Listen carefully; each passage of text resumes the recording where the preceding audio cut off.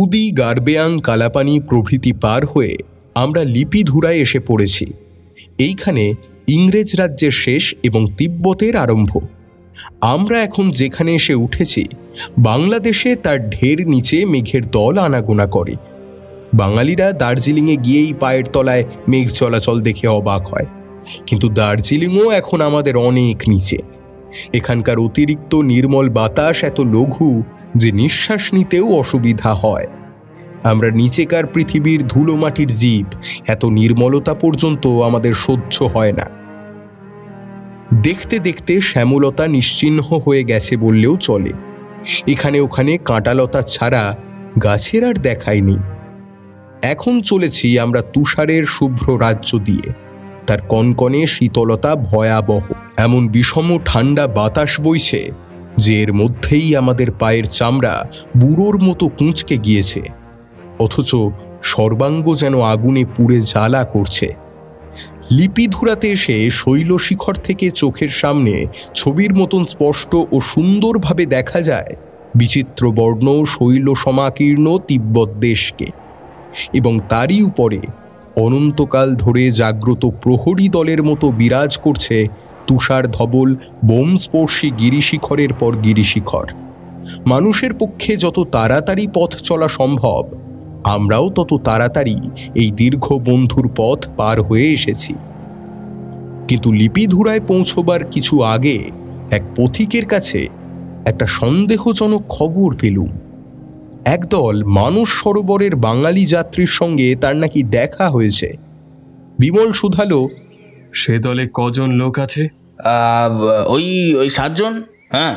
তারা কি সশস্ত্র? এই পথে সবাই তো মোটা লাঠি নিয়ে চলে, তাদেরও হাতে লাঠি আছে। কেবল একজনের হাতে বন্দুক দেখলুম, কিন্তু তারা ভালো লোক নয়। একজন গরিব দোকানির কাছ থেকে তারা ভয় দেখিয়ে আর জোর করে খাবারের জিনিসপত্র কেড়ে নিয়েছে। জাগো কুমার, জাগো দিলীপ, আমরা বোধহয় ভৈরবেরই দলের খবর পেলুম। ধনুকের তীর যেমন কোনো দিকে না বেঁকে সিধে লক্ষ্যের দিকে বেগে ছোটে, ভৈরব এখন তেমনি সোজা ছুটেছে রত্ন গুহার দিকে। আমাদেরও পক্ষে সেই রত্ন গুহা হচ্ছে চুম্বক, আর আমরা হচ্ছি তার দ্বারা আকৃষ্ট লোহার মতন। মাঝে পথের কোনো বাধাই আর মানব না। অত্যন্ত উৎকণ্ঠা নিয়ে আমরা লিপিধুরায় এসে উপস্থিত হয়েছি, কিন্তু এখানে এসে এক দুঃসংবাদ শুনলুম। তিব্বতের রাজ সরকার থেকে হুকুম না এলে আমরা নাকি ইংরেজ রাজত্বের বাইরে পা বাড়াতে পারবো না। একজন স্থানীয় ব্যবসায়ী এই খবরটা দিলে এবং আরও জানালে যে 4-5 দিনের মধ্যেই তিব্বতে যাতায়াতের পথ খোলবার জন্য হুকুম আসার সম্ভাবনা আছে। আমরা যদি তার আগেই লুকিয়ে ওদিকে যাই? বাবুজি, তাহলে আপনারা কিন্তু বিপদে পড়তে পারেন। আমাদের কথা না শুনে কাল একদল বাঙালি বাবু ও তিব্বতে ঢুকে বন্দী হয়েছে। বাঙালি বাবু কে তারা? ও তো আমরা বলতে পারবো না। আমরা বারণ করেছিলাম, তবু তারা ও তিব্বতের সীমায় গিয়ে ঢুকলো। ও শুনেছি ও তিব্বতী চৌকিদাররা যে আছে ওদের ভালো কথায় ফিরে আসতে বলেছিল, কিন্তু তারা সব বোকার মতো তাদের সাথে ঝগড়া মারপিট এসবে লেগে যায়। তখন অনেক চৌকিদার এসে পড়ে আর ওদের সকলকেই ও বন্দি বানিয়ে নিয়ে চলে যায়। রাজ সরকার থেকে পথ খোলবার হুকুম এলেই আবার তাদের ছেড়ে দেবে তো? না না, আপাতত কিছু কাল তো তাদের ও কয়েদখানাতেই থাকতে হবে। তারা তো কেবল ও আইন তোড়েনি, তারা ও তিব্বতী চৌকিদারদের সাথে ও মারপিট ভি করেছে। এর জন্য তাদের বিচার হবে, আর বিচার না হওয়া অবধি ও তাদের তো ও কয়েদখানাতেই থাকতে হবে না। বিচারে কি হবে ও তো পরের কথা আছে। তাদের কারুর চেহারা তোমার মনে আছে? চেহারা আসল মে কি আছে বাবু, আমাদের চোখে না সব বাঙালি বাবুকে একই রকম মনে হয়। তবে তবে তাদের মধ্যে এক বাবু খুব হাট্টা কোট্টা ছিল, আর তার হাতে ছিল 6-6টা উঙ্গলি, ঠিক আছে? আর সে বাবুর মেজাজ ভি খুব গরম ছিল, ও কথায় কথায় রুখে উঠছিল, আর সেই জন্যই তো এসব বিপদ হয়েছে। দেখলে তো ভাগ্য আমার উপরে কেমন সুপ্রসন্ন। আমার ভাগ্য সঙ্গীন মুহূর্তে একটা আস্ত শাঁকও উড়িয়ে দেয়। তিব্বতী চৌকিদার লেলিয়ে আমার শত্রুদের গ্রেপ্তার করে। কেবল তোমার ভাগ্য বলছো কেন? বলো আমাদের সকলকারই ভাগ্য। ও একই কথা। আমরা যে অভিন্ন, এক প্রাণে একই কর্তব্য সাধন করতে চলেছি। কেবল আমাদের ভাগ্য নয়, পৃথিবীর সমস্ত উদ্যোগী পুরুষের ভাগ্যই এমনি যথাসময়ে সুপ্রসন্ন হয়। হতাশ হয়ে হাল ছেড়ে মানুষ ভাগ্যলক্ষ্মীর অপমান করে। হতাশ হওয়া কাপুরুষতার লক্ষণ। কিন্তু থাকো কথা, যারা গ্রেপ্তার হয়েছে তারা যে ভৈরব আর তার দলবল, এ বিষয়ে কোনোই সন্দেহ নেই। ওই তিব্বতী চৌকিদারদের প্রাণের বন্ধুর মতো আলিঙ্গন করতে সাধ হচ্ছে। আমরা যা চেষ্টা করেও পারতুম না, তারা তাই করেছে। অতঃপর আমরা এখানে পথ না খোলা পর্যন্ত নিশ্চিন্ত হয়ে বিশ্রাম করতে পারবো। তারপরেও আমরা যখন যাত্রা করব, ভৈরব বাবাজি তখন তিব্বতী জেলখানার ভিতরে শুয়ে হয়তো কড়িকাঠ গণনা করবে। কি সুসংবাদ! ও রামহরি, শিগগির চায়ের কেটলি চড়িয়ে দাও। খানিক পরেই রামহরির চড়ানো কেটলির জল আগুনের আঁচে গর্জন করে উঠল। আমি বসে বসে ভাবতে লাগলুম, আশা ও নিরাশার, আনন্দের ও নিরানন্দের উত্থান পতনের মধ্যে দিয়ে আমরা সবাই কোন পরিণামের দিকে যাত্রা করেছি। অবশেষে সফল হব কি বিফল হব জানি না, কিন্তু এই অপূর্ব বৈচিত্র্যের দোলায় দুলে জীবন যে পরম উপভোগ্য হয়ে উঠেছে সে বিষয়ে আর কোনো সন্দেহই নেই। সফলতা অর্জন করতে না পারলেও আমার জীবনে এই বৈচিত্র্যের মূল্য কমবে না। বিমল ও কুমার যে কিসের মোহে বিপদকে এত ভালোবাসে সেটা এখন খুব ভালো করেই বোঝা যাচ্ছে। পদে পদে বিপদকে নিয়ে খেলা করা মানুষের পক্ষে একটা মস্ত নেশার মতো। যারা ধনী বিলাসী, আজন্ম পরম সুখের কোলেই মানুষ, সেই রাজা মহারাজারাও চিরদিন নিশ্চিন্ত আরামে কাল কাটিয়ে আনন্দ পায় না। স্বেচ্ছায় সুখসজ্জা ছেড়ে গভীর বন জঙ্গলে শিকার করতে ছুটে যায়। যারা সাহস ও শক্তির অভাবে কাপুরুষ, তারাও শান্তিময় জীবনযাত্রা থেকে মাঝে মাঝে ছুটি পাবার জন্য কষ্টার্জিত টাকা দিয়ে টিকিট কিনে সার্কাসে গিয়ে বিপজ্জনক খেলা দেখে আসে। প্রত্যেক মানুষ বিপদকে ভয়ও করে, ভালোবাসে। আজ আমরা একটি পাহাড়ের নিচে তাঁবু ফেলেছি। এই পাহাড়টির নাম গুড়লা। এটি পার হলেই রাবণ হ্রদ বা রাক্ষসতাল। পথের শেষে এসে দাঁড়িয়ে আমাদের মনে উত্তেজনার অন্ত নেই। রাবণ হ্রদের কাছেই আছে রত্নগুহার গুপ্তধন। লিধুপুরা থেকে এই গুড়লা পাহাড় পর্যন্ত সর্বদাই আমরা সাবধানে এসেছি। আমাদের সতর্ক চক্ষু একবারও অন্যমনস্ক হয়নি, কিন্তু শত্রুরা একেবারেই অদৃশ্য। মাঝে মাঝে লাল বা ধূসর রঙের নানা আকারের পাহাড়, তারপরেই তুষার সাম্রাজ্য। পথে ও প্রান্তরেও বরফের আভাস। সবুজের স্নিগ্ধতা নিঃশেষে বিলুপ্ত হয়ে গিয়েছে। এর মধ্যে মধ্যে কখনো কখনো পথিকের সঙ্গে দেখা হয়, কিন্তু তারা সবাই হচ্ছে ভুটিয়া কি তিব্বতী। কেউ ঘোড়ায় চড়ে যায়, কেউ যায় হেঁটে।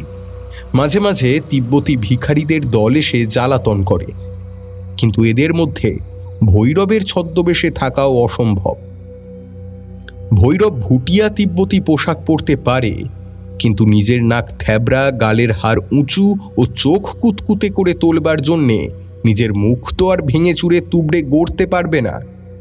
আমাদের অপরিচিত তিব্বতী চৌকিদার বন্ধুরা নিশ্চয়ই এখনও তাদের জেলখানা থেকে বিদায় করে দেয়নি। আমি যেন মানুষ চক্ষে স্পষ্ট দেখতে পাচ্ছি, লোহার শিকল পরে ভৈরবচন্দ্র বিফল ক্রোধে মাথার চুল ছিঁড়ছে, গর্জন করছে এবং ভাবছে এতক্ষণে আমরা হয়তো সদল বলে রত্নগুহা লুণ্ঠন করেছি। এখানেও সকাল ও রাতে রক্ত জমানো শীত, কিন্তু দুপুরবেলায় বিষম তাপে এবং শুকনো ঝোড়ো হাওয়ার দাপটে পথ চলা অসম্ভব। চোখের সামনে বরফের বিরাট স্তূপ, কিন্তু বুকের ভিতরে মরুভূমির জ্বালা। কাজেই দুপুরে আমরা তাঁবুর ভিতরে ঢুকে দিবানিদ্রায় সময় কাটাবার চেষ্টা করতুম। সে সময়ে পাহারা দিত খালি বাঘা। বাঘা এমন সজাগ হয়ে পাহারা দিতে শিখেছিল যে সকলে মিলে একসঙ্গে ঘুমিয়ে পড়তেও আমরা ভয় পেতুম না।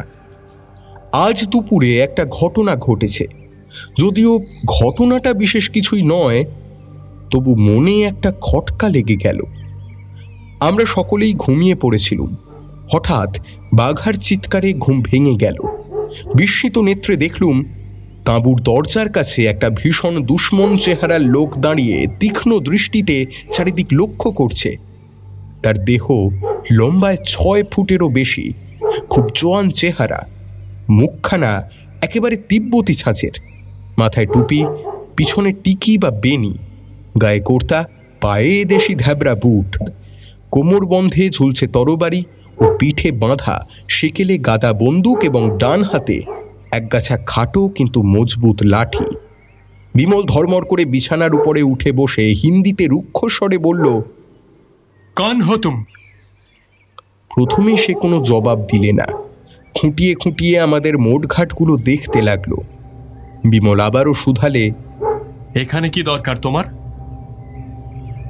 অত্যন্ত অবহেলা ভরে বিশ্রী ভাঙা ভাঙা হিন্দিতে সে বলল, তোমরা এখানে কি করছো?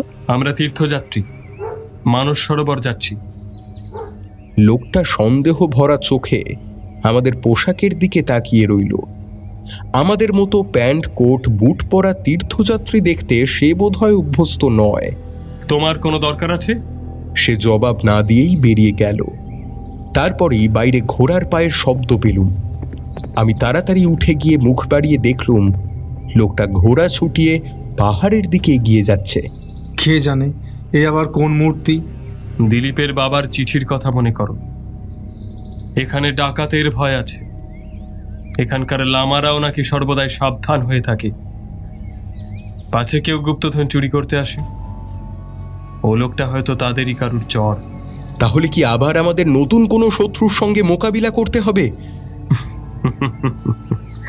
তা হবে বই কি। গুপ্তধন কি নিজের বাড়ির বাগানে গাছের ফল যে হাত বাড়িয়ে পেড়ে নিলেই হলো? এখনো কত নতুন শত্রুর সঙ্গে দেখা হবে কে তা বলতে পারে। হয়তো শেষ পর্যন্ত আমরা গুপ্তধনের কাছেই যেতে পারবো না। তাহলে মিছিমিছি নিজেদের জীবনকে এমনভাবে বিপন্ন করে লাভ কি? কি বললে দিলীপ? লাভ? তুমি কি কেবল লাভের জন্যই এখানে এসেছো? তাহলে আমরা এখানে এসেছি কেন? গুপ্তধনে তো অধিকার কেবল তোমারই। আমরা তো কোনোদিনই তোমার অংশীদার হতে চাইনি। আমরা এসেছি শুধু বিপদের শিক্ষা লাভের জন্য। মানুষের ভিতরে কতটা শক্তি লুকিয়ে আছে, এই বিপদের শিক্ষা লয়েই তার চরম পরীক্ষা হয়। উত্তর ও দক্ষিণ মেরুতে যাবার জন্যে, হিমালয়ের সর্বোচ্চ শিখরে উঠবার জন্যে, উড়োজাহাজে চড়ে পৃথিবীর এপার থেকে ওপার সবচেয়ে তাড়াতাড়ি পৌঁছাবার জন্যে মানুষ এই যে দলে দলে প্রাণ দিচ্ছে, এসব করছে তারা কোন লাভের আশায়? প্রাণ গেলে আবার লাভের আশা কি? আমরা বলি আপনি বাঁচলে বাপের নাম, ওরা তা বলে না। মানুষের সুনামের জন্য ওরা হাসতে হাসতে আত্মবলি দেয়। মৃত্যুকে আলিঙ্গন করেই মানুষ মৃত্যুজয়ী হয়, এইটুকুই হয়তো ওদের লাভ। কোনো লাভের আশা রেখো না দিলীপ। বিপদের ভিতর দিয়ে স্বেচ্ছায় অগ্রসর হয়ে মনুষ্যত্বের পরিচয় দিতে শেখো। মানুষ আজ পৃথিবীর শ্রেষ্ঠ জীব হতে পেরেছে কেবল এই শিক্ষার গুণেই। ভাই বিমল, বিপদের পাঠশালায় সবে আমার হাতে খড়ি হচ্ছে, মাঝে মাঝে তাই ভুল করে বলে ফেলি। তো তুমি আমায় ক্ষমা করো ভাই। অতটা লজ্জা পাবার দরকার নেই। রোমও একদিনে তৈরি হয়নি, আর শিশুও একদিনে মানুষ হয় না। দিলীপ কুমার, তোমরাও দেখো, এখন চড়াই পার হয়ে আমাদের গুড়লার উপরে উঠতে হবে। তারপর উতরাই দিয়ে নেমে গিয়ে পড়ব রাবণ হ্রদের ধারে। ম্যাপের দিকে তাকালেই দেখতে পাবে মাঝখানে পাহাড়ের উঁচু পাঁচিল সোজা হয়ে গিয়েছে। তার এক ধারে রাবণ হ্রদ আর এক ধারে মানস সরোবর। ম্যাপে এই দুটো হ্রদের নাম নেই, শুধু লেখা আছে সরোবর। কেন তা তোমরা আগেই শুনেছ। দুই হ্রদের মাঝখানকার পাহাড় শ্রেণীর মধ্যে এক জায়গায় টেরাকাটা আর পাশেই লেখা গুহা। এই গুহাই হচ্ছে আমাদের গন্তব্যস্থান। কেননা এখানেই আছে গুপ্তধন। কিন্তু কেবল গুহা বললে তো কিছুই বলা হয় না। এমন দীর্ঘ পাহাড় শ্রেণীর মধ্যে গুহা আছে হয়তো শত শত। প্রত্যেক গুহা খুঁজলেও হয়তো বুঝতে পারবে না ঠিক কোনটি হচ্ছে গুপ্তধনের রত্ন গুহা। যিনি ম্যাপ এঁকেছেন তিনি সেটাও স্পষ্ট করে দিয়েছেন। এই দেখো, এই দেখো, যেখানে গুহা লেখা ঠিক তার উপরটায় দেখো, এই যে তার উপরেই আঁকা পাশাপাশি 3টি শিখর। জায়গাটা দেখছি পাহাড় শ্রেণীর ঠিক মাঝ বরাবর। তাহলে ওই পাহাড় শ্রেণীর মাঝ বরাবর গিয়ে আমাদের এমন একটা পাহাড় খুঁজে বার করতে হবে যার উপরে পাশাপাশি 3টি শিখরের তলায় গুহার অস্তিত্ব আছে। এই ম্যাপ বোঝা খুবই সহজ। কোথাকার ম্যাপ জানলে আর কিছুই বেগ পেতে হয় না। কুমার, মনে পড়ে আসামে জকের ধন আনতে যাবার আগে মরার মাথার উপরে খোদা সাংকেতিক লিপি পড়বার জন্যে আমাদের কি কষ্টই না করতে হয়েছিল? মনে পড়ে না আবার? সেই তো আমাদের প্রথম বিপদের শিক্ষা, সে কথা কি ভুলতে পারি? এমন সময়ে রামহরি হঠাৎ আমাদের পিছন থেকে গলাটা লম্বা করে বাড়িয়ে দিয়ে সাগ্রহে বলল, দেখি খোকা বাবু, আমিও একবার ম্যাপটা দেখি। কেন, তুমি আবার ম্যাপে কি দেখবে? তোমাদের গুহাভূত কোথায় থাকে একবার দেখতে স্বাদ হচ্ছে যে। গুহাভূত আছে তোমার মুন্ডুর ভিতরে, ম্যাপে তার চেহারা আঁকা নেই। আমার মুন্ডুর ভেতরে কোনোদিন তোমার ভূতকে আড্ডা করতে দিইনি। ভূত চেপেছে তোমাদের ঘাড়ে, হ্যাঁ, তাই ওই দেশ ছেড়ে এখানে ছুটে এসেছো। রামহরি, প্রস্তুত হও। আজ পূর্ণিমার চাঁদ উঠবে। সন্ধ্যের আগেই তাঁবু তুলে আমরা গুড়লা পাহাড়ে উঠব। হয়তো কালকেই আমরা তোমার সঙ্গে গুহা ভূতের পরিচয় করে দিতে পারবো। এখানে ফুল ফোটে না, কিন্তু চাঁদ ওঠে, আর সে চাঁদ বোধহয় বাংলাদেশের চাঁদের চেয়ে ঢের বেশি ফর্সা। একই চাঁদ ওঠে সব দেশে, কিন্তু সব দেশে তার বাহার একরকম নয়।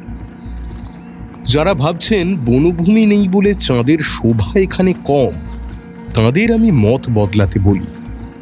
দেখার মতো দেখতে পারলে প্রকৃতির সমস্তটাই শোভাময়।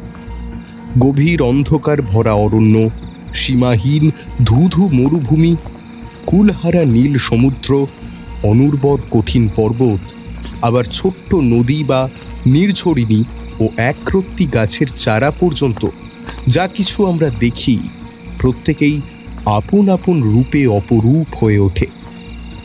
এই চন্দ্রকরোজ্জ্বল স্থিরতা, নির্জনতা ও নিস্তব্ধতার ভেতর দিয়ে আমরা অগ্রসর হয়েছি হাড় ভাঙা শীতে কাঁপতে কাঁপতে। পূর্ণিমার কিরণ এখানে তুষার শুভ্রতায় প্রতিবিম্বিত হয়ে দ্বিগুণ উজ্জ্বল আলোক সৃষ্টি করেছে। চড়াইয়ের উপরে খানিকটা উঠলেই আমাদের দেহ গরম হয়ে শীত কমিয়ে দেবে। কিন্তু আমার কান তখন কুমারের কথা শুনলেও আমার চোখ আকৃষ্ট হয়েছিল পথের একটি জিনিসের দিকে। জিনিসটি সাদা, হাওয়ায় নড়ছিল বলেই দেখতে পেলুম। দুপা এগিয়ে দেখি একখানা শৌখিন রুমাল। হিমালয়ের 18-19 হাজার ফুট উপরে অসভ্য তিব্বতীদের দেশে এমন একখানা শৌখিন রুমাল দেখে চোখ আমার চমকে উঠল। হেঁট হয়ে তখনই সেখানা পথ থেকে কুড়িয়ে নিলুম। ওটা কি দিলীপ? রুমাল। বোধহয় কোনো পথিকের পকেট থেকে পড়ে গেছে। তাই হবে, কিন্তু এই পথিকটি খুব শৌখিন। সে বিলিতে রুমাল ব্যবহার করে, আবার তাতে বকুলের এসেন্স মাখায়। তিব্বতীরা এত বাবু হয়েছে বলে তো জানতুম না। রুমালের কোণে বাংলাতে কার নামের একটা প্রথম অক্ষরও আছে দেখছি। দিলীপ, কি বলছো? বলেই বিমল রুমালখানা আমার হাত থেকে ফস করে টেনে নিল। কুমার সাগ্রহে জিজ্ঞাসা করল, রুমালের কোণে কি অক্ষর আছে বিমল? ভ। ভ? কিছুক্ষণ আমরা সকলেই স্তম্ভিত ও নির্বাক হয়ে রইলুম। বোধহয় আমাদের প্রত্যেকেরই বুকের ভিতর তখন ঝড় বইছিল। সর্বপ্রথমে কথা বলল বিমল। একটা দীর্ঘ নিঃশ্বাস ফেলে বলল, এই ভ হচ্ছে ভয়াবহ, অর্থাৎ ভ অর্থে এখানে ভৈরবকেই বুঝতে হবে। আর কোনো বাঙালি এখন মানস সরোবরের পথে এলে সে খবর আগেই আমাদের কানে উঠত। তাহলে বরং ওই ভকে ভীমচন্দ্র বলে সন্দেহ করা চলত। এখন এইটাই বুঝতে হবে যে আমরা যখন এক চক্ষু হরিণের মতো ভৈরবের ভাবনা ভুলে নিজেদের সাফল্যে পুলকিত হয়ে ধীরে সুস্থে ভ্রমণ করছিলাম, ভৈরব তখন আবার আমাদের ফাঁকি দিয়ে দ্রুত পদে রাবণ হ্রদের দিকে এগিয়ে গেছে। কারাগার থেকে সে কবে মুক্তি পেল? ভগবান জানেন। তবে রুমালখানা নিশ্চয়ই এখানে বেশিক্ষণ পড়ে নেই। খুব সম্ভব আজকেই কিছুক্ষণ আগে পকেট থেকে কোনো গতিকে পড়ে গেছে। কারণ কালকের সারা রাত শিশিরে ভিজলে আর আজকে সারা দিন রোদে পুড়লে রুমালে এসেন্সের গন্ধ নিশ্চয়ই উবে যেত। দিলীপ, এই রুমাল আজ খবরের কাগজের মতো সব খবরই আমাদের জানিয়ে দিল। কিন্তু এখনো হয়তো সময় আছে, এখনো হয়তো যবনিকা পড়বার আগেই আমরা যথাস্থানে গিয়ে হাজির হতে পারব। অগ্রসর হও, অগ্রসর হও। মানুষ আশার দাস, আশার শেষ নেই। আমার পার এগুতে চাইছিল না। মানুষের আশার শেষ নেই বটে, কিন্তু এ আশা যেন আলিয়ার মতো আমাদের অন্ধকার থেকে গাঢ়তর অন্ধকারে টেনে নিয়ে যাচ্ছে, অথচ কখনো নাগালের ভিতরে আসছে না পূর্ণতাকে নিয়ে। কিন্তু এখনো আমরা যেতে চাই কোথায়? বারবার দুর্ভাগ্যকে এড়িয়ে অনেকটা যখন নিশ্চিন্ত হয়েছিলুম, তখন হঠাৎ স্থির সমুদ্রের টাইফুনের চেয়েও ভয়ঙ্কর হয়ে এই রুমালখানা আবির্ভূত হলো। তুচ্ছ একখানা রুমাল, সময় বিশেষে তারও দাম কত বেশি। দিলীপ, তোমার মুখ দেখলে যে পেঁচারাও আশ্চর্য হবে। কিসের এত ভাবনা?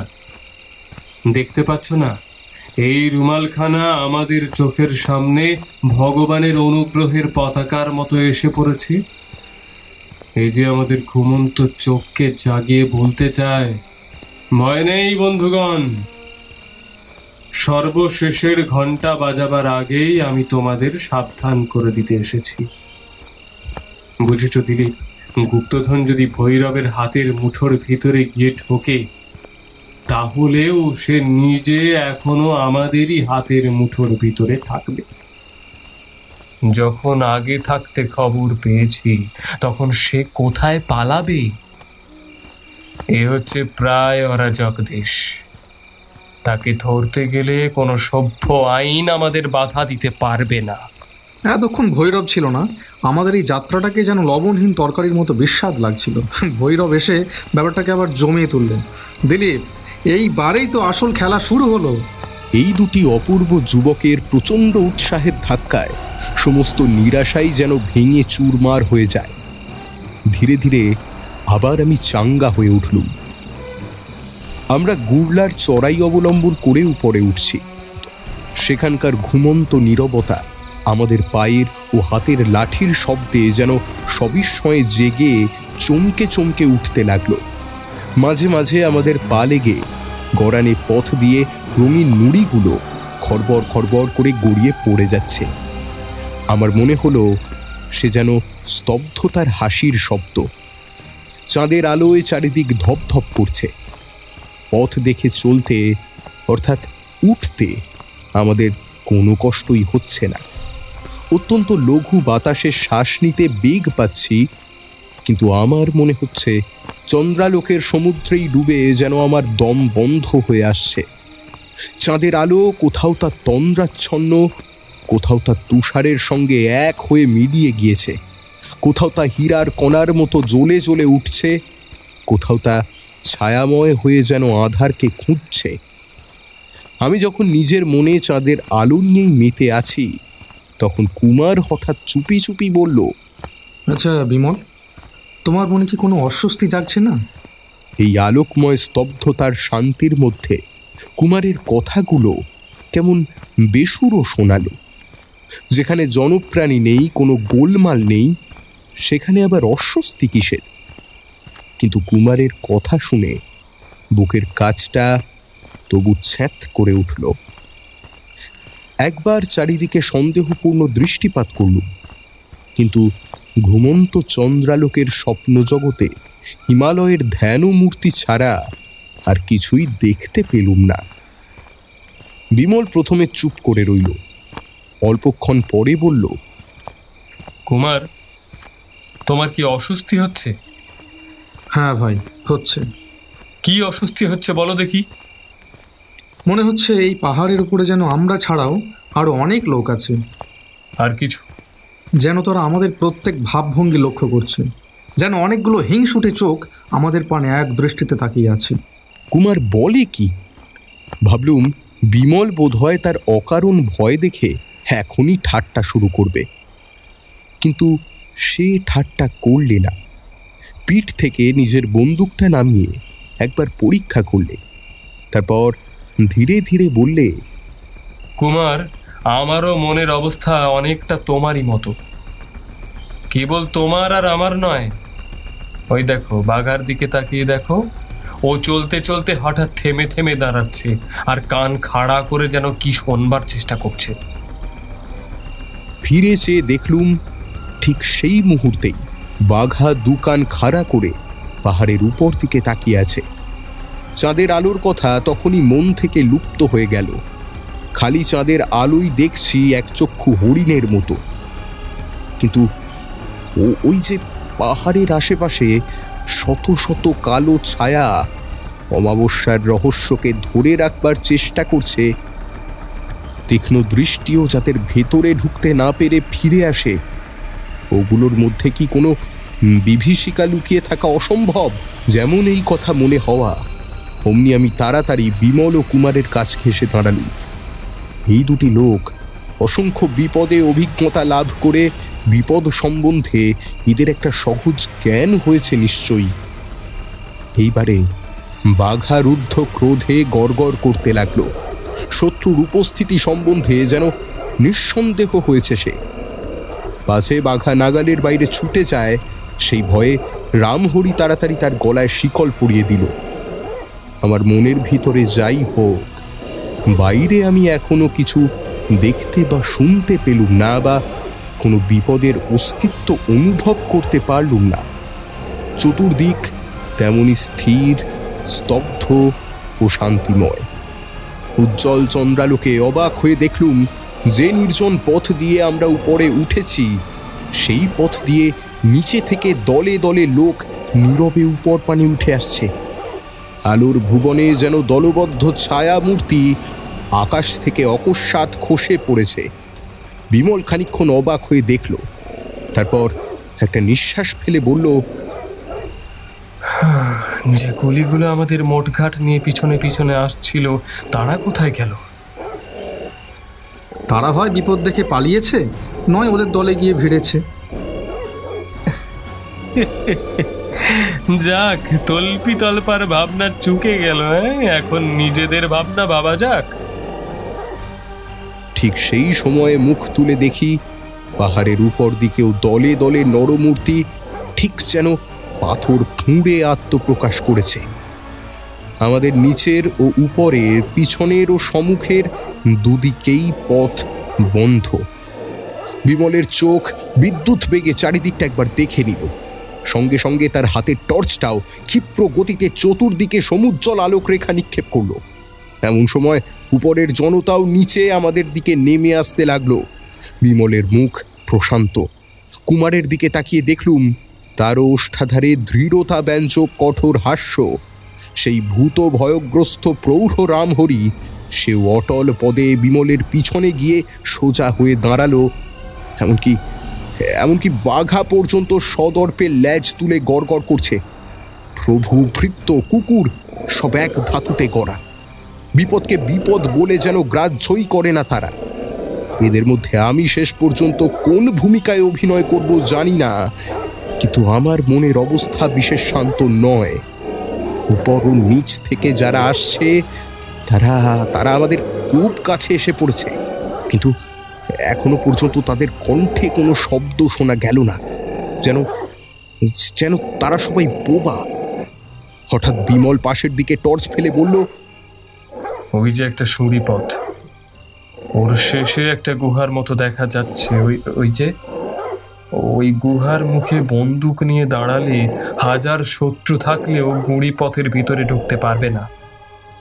ওই ঠাঁই ছাড়া আপাতত আর কোথাও আশ্রয় দেখছি না। চলো সবাই, ওর মধ্যে চলো চলো। আমাদের পথ ছেড়ে ওখানে যেতে দেখে উপর ও নিচ থেকে জনতার শত শত কণ্ঠে সমুদ্র নির্ঘোষের মতো গম্ভীর এক গর্জন জেগে উঠল, এবং সে গর্জন ছুটে গেল পাহাড়ের শিখরে শিখরে প্রতিধ্বনিত হয়ে দূরে, আরও দূরে। স্তব্ধতাকে হত্যা করে সে যেন শব্দময় মৃত্যুর নৃশংস উল্লাস।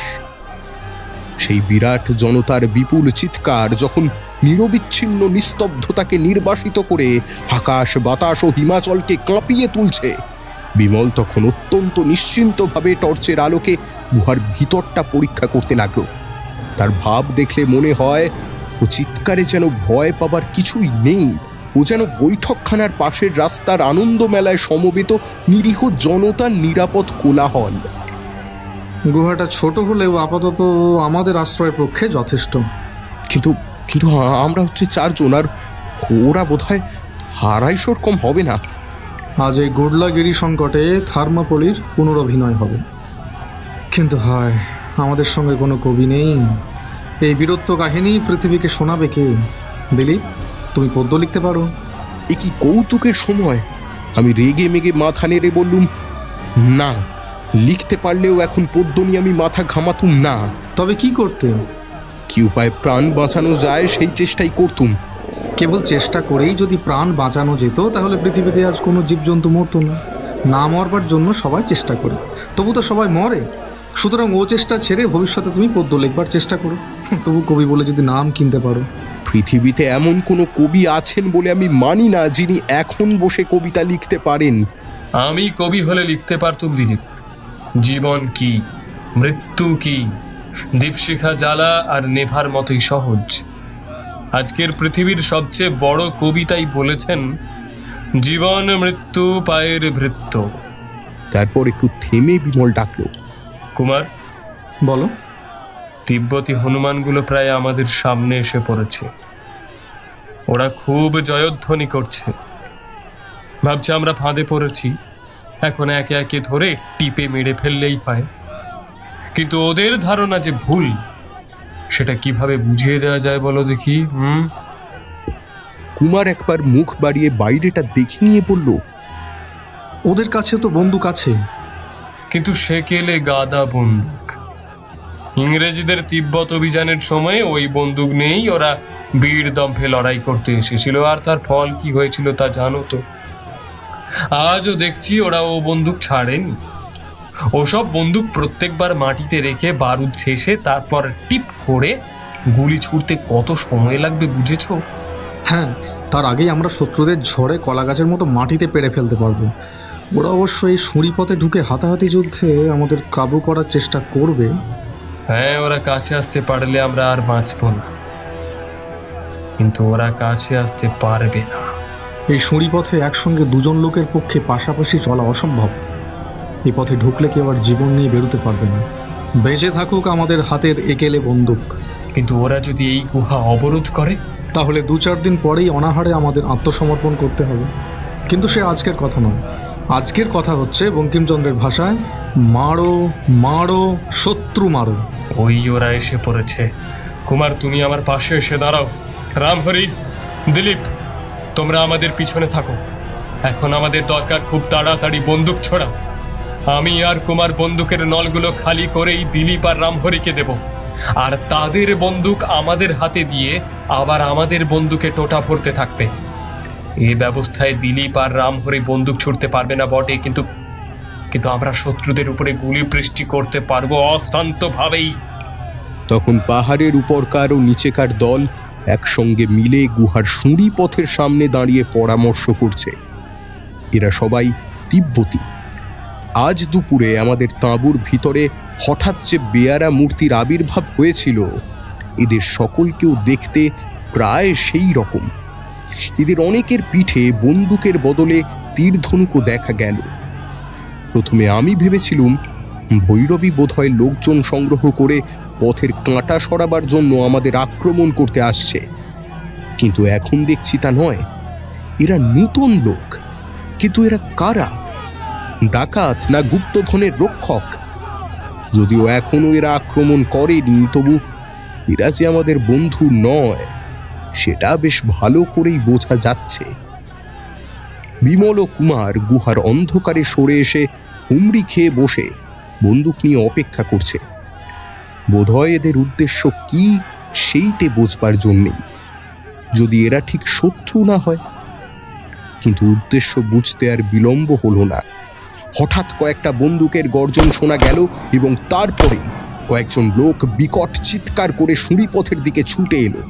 নির্বোধ। বিমল বলল, বেশ, আর দয়া নয়, আগে সুড়িপথ সাফ করো, তারপর চড়াইয়ের পথে যারা আছে তাদের মারো। চালাও গুলি, চালাও। বিমল ও কুমারের বন্দুকরা সব ভাষায় অনর্গল কথা কইতে শুরু করলো। তাদের বন্দুক শূন্য হলেই আমাদের হাতে আসে এবং আমাদের বন্দুক যায় পূর্ণ দরে তাদের হাতে। দুপক্ষেরই বন্দুকের শব্দে, জনতার চিৎকারে, আহতদের আর্তনাদে কান আমার কালা হয়ে যাবার মতো হলো। শিকল বাঁধা বাঘাও আর কিছু সুবিধা করতে না পেরে কেবল গলাবাজির দ্বারাই আসর মাত করে তুললে। দেখতে দেখতে সুড়িপথ সাফ হয়ে গেল। সেখানে পড়ে রইল কেবল হত ও আহতদের দেহগুলো। তারপর চড়াইয়ের পথে যারা ছিল, গরমা গরম গুলির আস্বাদ পেয়ে তাদেরও সাহস উবে গেল। তারাও তাড়াতাড়ি পাহাড়ের আরও উপর দিকে উঠে বন্দুকের নাগালের বাইরে গিয়ে দাঁড়ালো এবং সেখান থেকে কেবল চেঁচিয়ে ও লাফিয়ে আমাদের ভয় দেখাবার চেষ্টা করতে লাগলো। এত বিপদেও তাদের বাঁদুরে ভাবভঙ্গি দেখে আমি না হেসে পারলুম না। বাঙালির ছেলে আমি, চিরদিন হাদুরে গোপালের মতো বাপ মায়ের কোলেই মানুষ হয়েছি। আজকের এই আশ্চর্য দৃশ্য দেখতে দেখতে মনে হতে লাগলো ঘুমিয়ে ঘুমিয়ে আমি রূপকথার রাজ্যে গিয়ে স্বপ্ন দেখছি। এই হিমালয়ের জ্যোৎস্নাময় তুষার সাম্রাজ্য, এই দলবদ্ধ শত্রু বাহিনীর আক্রমণ ও যুদ্ধ হুঙ্কার, এই বন্দুকের ঘন ঘন বজ্র গর্জন, এই চোখের সামনে এতগুলো নরবলি, এই মৃত্যু ভয়ের মূর্তিমান লীলা, এ সমস্তই আমার কাছে নূতন, একেবারে একেবারে অভিনব। গল্পে এরকম ঘটনা পড়া বা শোনা আর স্বচক্ষে তা দেখা এক কথা নয়। আমি অভিভূতের মতো হয়ে গেলুম। সুড়িপথ বেয়ে হামাগুড়ি দিয়ে আহতরা পালিয়ে যাচ্ছে সেখানে, এবং চড়াইয়ের উপরে 10-12টা দেহ একেবারে স্থির হয়ে পড়ে আছে। সে হতভাগ্যরা আর কখনো পালাতে পারবে না। দেখেছ কুমার, ওই জঙ্গলি বাঁদরগুলো বন্দুকের ব্যবহারও ভুলে গেছে। এতগুলো বন্দুকের শব্দ শুনলাম, কিন্তু একটাও গুলি গুহার ভিতরে এলো না। কিন্তু 2টো তীর গুহার ভিতরে এসেছে। হ্যাঁ, বন্দুকের চেয়ে ধনুকে ওদের হাত ভালো, কিন্তু এখন ওরা যেখানে গিয়ে দাঁড়িয়েছে সেখান থেকে তীর ছুড়লেও আমাদের কোনো ভয় নেই। ওদের তীর এত দূর আসবে না। ওরা দূরে দাঁড়িয়ে সমানে চিৎকার করতে লাগলো। আমাদের বন্দুকের প্রতাপ দেখে ওদের মন থেকে যুদ্ধ স্বাদ বোধহয় একেবারেই লুপ্ত হয়ে গেছে। কিন্তু ঘণ্টাখানেক কেটে গেল, তবু তারা সেখান থেকে নড়ল না। কি ওদের উদ্দেশ্য? বোধহয় যা ভেবেছিলুম তাই। আক্রমণ করে ফল নেই বলে হয়তো ওরা আমাদের এখানেই বন্ধ করে রাখতে চায়। তাহলে উপায়? আমাদের সঙ্গে চামড়ার বোতলে সামান্য জল আছে বটে, কিন্তু তা ফুরিয়ে যেতে কতক্ষণ? বিশ্বাসঘাতক কুলিরা আমাদের মালপত্র নিয়ে পালিয়েছে। খাবার পাবো কোথায়? অনাহারে কতদিন আত্মরক্ষা করতে পারবো? আচম্বিতে হওয়াবার কি ব্যাপার? আমাদের গুহার উপরে গড়গড় করে কি একটা শব্দ উঠল এবং তারপরে গুহার ঠিক মুখেই ভীষণ শব্দে কতগুলো বড় বড় পাথর এসে পড়ল। ওরা কি পাথর ছুঁড়ে আমাদের মারতে চায়? গুলি গেল, পাথর এলো, কিন্তু কোথা থেকে ছুঁড়ছে? তারপর লক্ষ্য করে দেখলুম এমন সব প্রকাণ্ড পাথর কোনো একজন মানুষের পক্ষে ছোঁড়া সম্ভবপর নয়। এসব পাথর এক একখানা শূন্যে তুলতেই 3-4 জন লোকের দরকার। আবার গুহার গড়ানের ছাদে তেমনই গড়গড় শব্দ। আবার তেমনি কতকগুলো পাথর গুহার মুখে এসে পড়ল এবং সঙ্গে সঙ্গে শুনলুম শত্রুদের কণ্ঠে দ্বিগুণ উৎসাহে উল্লাসের চিৎকার।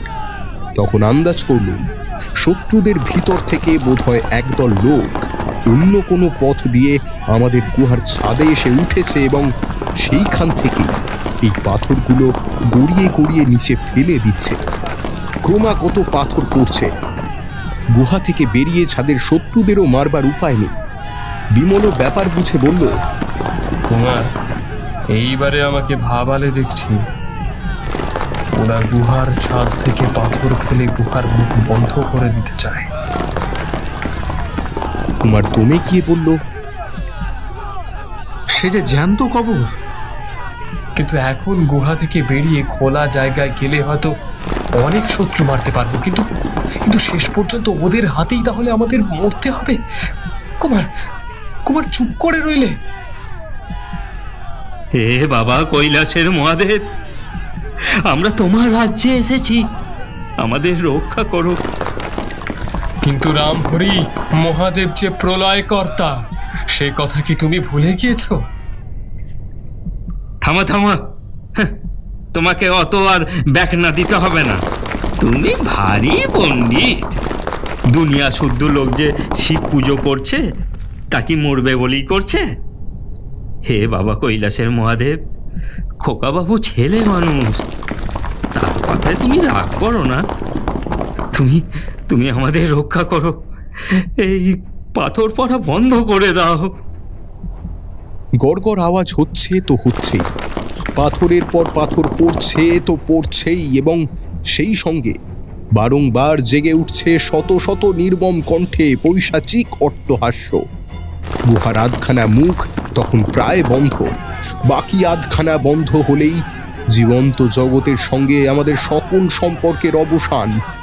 অর্ধরুদ্ধ গুহাপথ দিয়ে চন্দ্রকিরণ ভিতরে ঢুকে তখন নীরব ভাষায় যেন ডাক দিয়ে বলছিল, বন্ধু, এখন কি আমায় আরো সুন্দর দেখাচ্ছে না? রামহরি, এত রাতে আর এই শীতে শিব কৈলাসপুরীতে লেপ মুড়ি দিয়ে ঘুমিয়ে পড়েছেন।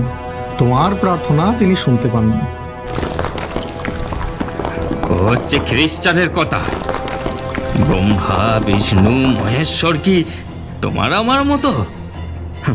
পৃথিবী তাদের মুখ চেয়ে আছে, তারাও পৃথিবীর শিওরে দিনরাত জেগে বসে আছেন। তারা যদি আমাদের দয়া না করেন তাহলে বুঝবো আমরাই মহাপাপী, দয়ার যোগ্য নই। অশিক্ষিত রামহরির সরল বিশ্বাসের কথা শুনে আমার চোখে জল এলো। কুমার, আমি এই অন্ধকূপের মধ্যে দিনে দিনে তিলে তিলে মরতে পারবো না। কি করবে? এখনো বাইরে যাবার পথ আছে, আমি বাইরে যাব। তারপর শত্রু মারতে মারতে বীরের মতো হাসতে হাসতে মরব। আমারও ওই মত। দিলীপ, কি বলো? আমার কোনো মত নেই, তোমরা যা বলবে আমি তাই করব। আচম্বিতে বাইরের সমস্ত চিৎকার একসঙ্গে থেমে গেল এবং সেই স্তব্ধতার মধ্যে শোনা গেল বহু বহু দূরে অনেকগুলো জয়ঢাক ও তুড়ি ভেরি বেজে উঠেছে। হিমারণ্যের এই অপরিসীম নিস্তব্ধতায় বহু দূরের শব্দকেও যেন মনে হয় কাছের শব্দ।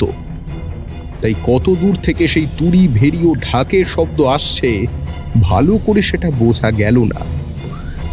খোকা বাবু, পাথর আর পড়ছে না। ব্যাপার কি বিমল? কিছু তো আমিও বুঝতে পারছি না।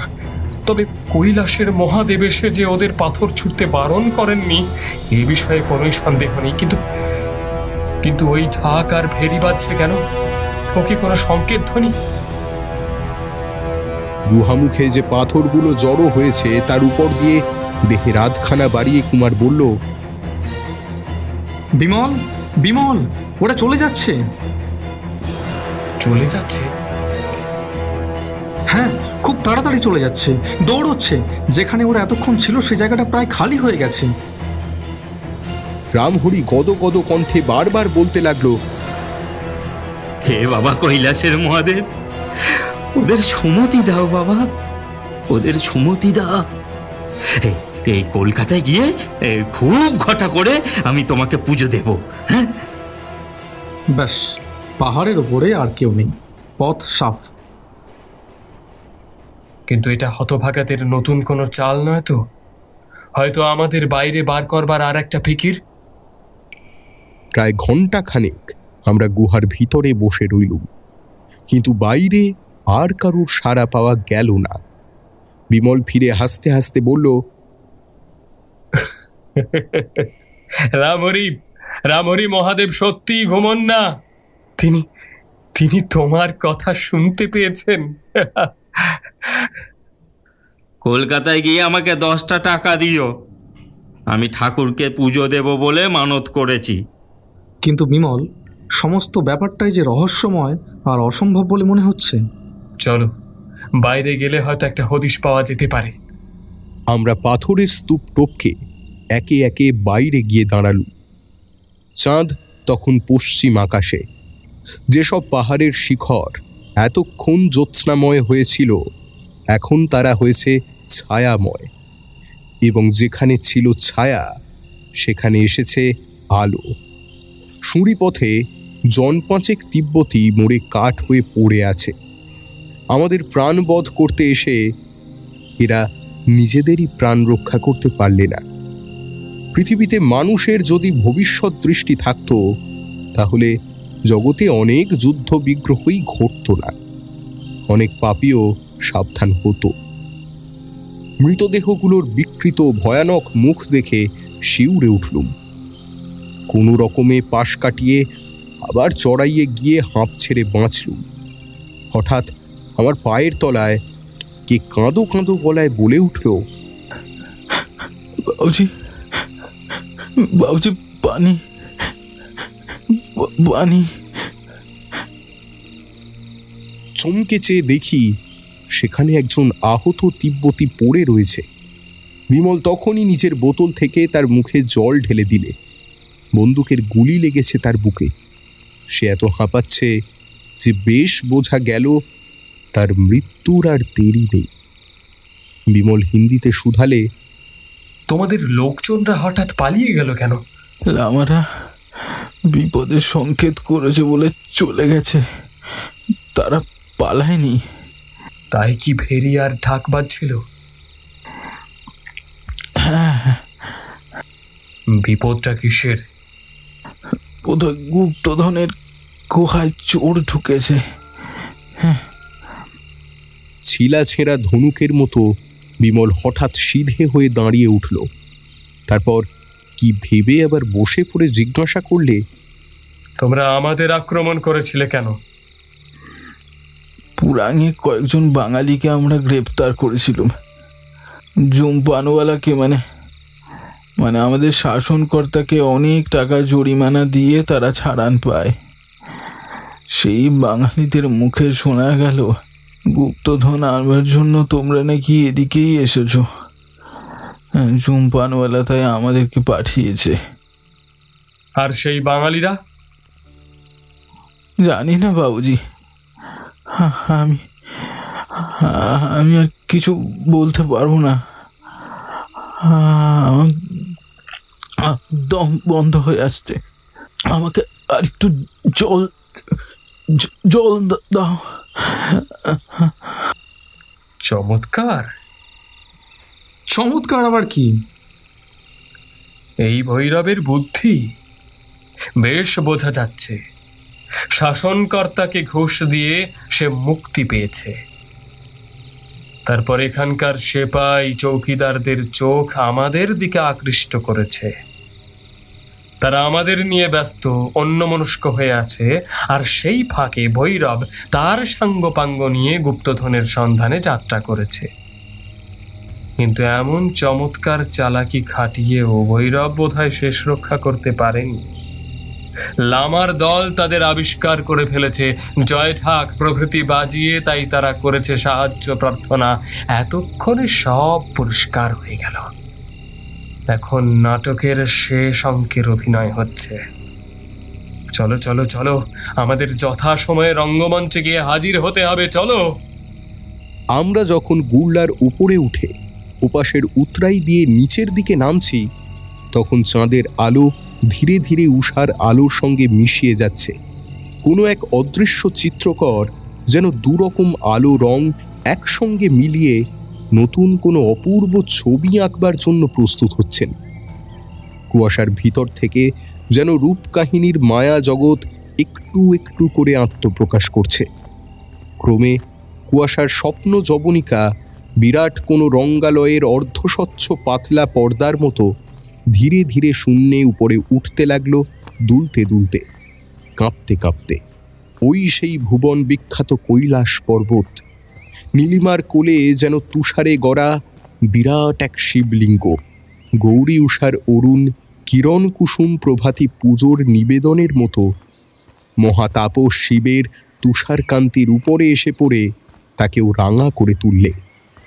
নিচের দিকে তাকিয়ে দেখলুম, এ কি সরোবর না সাগর? নীলাকাশের অসীমতার তলায় আর এক বিপুল নীলিমার সৃষ্টি করে রাবণ হ্রদ প্রভাতের প্রথম আলোকের আশীর্বাদ গ্রহণ করছে। ধু ধু প্রস্তর মরুপ্রান্তরে মাইলের পর মাইল থই থই করছে অগাধ জলের রাশি। স্বপ্নাতীত মহাবিস্ময় যেন মূর্তি ধরেছে। এমন মনোহর সরোবর যেখানে এলে তপস্যা করতে সাধ যায়, সেখানে কিন্তু লোকালয়ের চিহ্ন পর্যন্ত দেখলুম না। মরুভূমিতে লোকের বসতি থাকে, কিন্তু এই যে অভিশপ্তের মুল্লুক, সেই জন্যেই কি একে রাবণ হ্রদ বা রাক্ষসতাল বলে ডাকা হয়? মনে পড়ল, পথে একজন লোক সাবধান করে দিয়েছিল যে রাক্ষসতালের রূপ দেখে ভুলেও যেন তার জলে নামতে না যাই। কেন? এখানে তো ভয়ের কিছুই দেখছি না। কিন্তু একটু পরেই আমরা ভয়ের কারণ বুঝতে পারলুম। রামহরি শিবলিঙ্গরূপী আশ্চর্য কৈলাস শিখর দেখেই উচ্ছ্বসিত কণ্ঠে বলে উঠল, বম মহাদেব, আজ আজ আমার জন্ম সার্থক হলো। বলেই সে পাহাড়ের উপরে দণ্ডবৎ হয়ে শুয়ে পড়ে প্রণামের পর প্রণাম ঠুকতে লাগলো। আমিও কৈলাসের সূর্যোদয় দেখতে দেখতে ভুলে গেলুম আর সব কথা। হঠাৎ কুমার বলে উঠল, দেখো দেখো, ও কি কাণ্ড! চমকে ফিরে কুমারের দৃষ্টি অনুসরণ করে সবিস্ময়ে দেখলুম, রাবণ হ্রদের পাশ দিয়ে নানা রঙা নুড়ি ছড়ানো পথে ৬-৭ জন লোক ঊর্ধ্বশ্বাসে ছুটে আসছে গুড়লার দিকে। কে ওরা? দূর থেকে চেনা গেল না, কিন্তু অমন করে ছুটছে কেন? যেন ওদের বাঘে তাড়া করেছে। তারা আরও কাছে এসে পড়ল, ক্রমে আরও কাছে। এমন সময় তাদের কাছ থেকে দূরে, অনেক দূরে দেখা গেল পিঁপড়ের শাড়ির মতো দলে দলে লোক। তারাও ছুটে আসছে। তাহলে প্রথম দল পালাচ্ছে ওদেরই ভয়ে।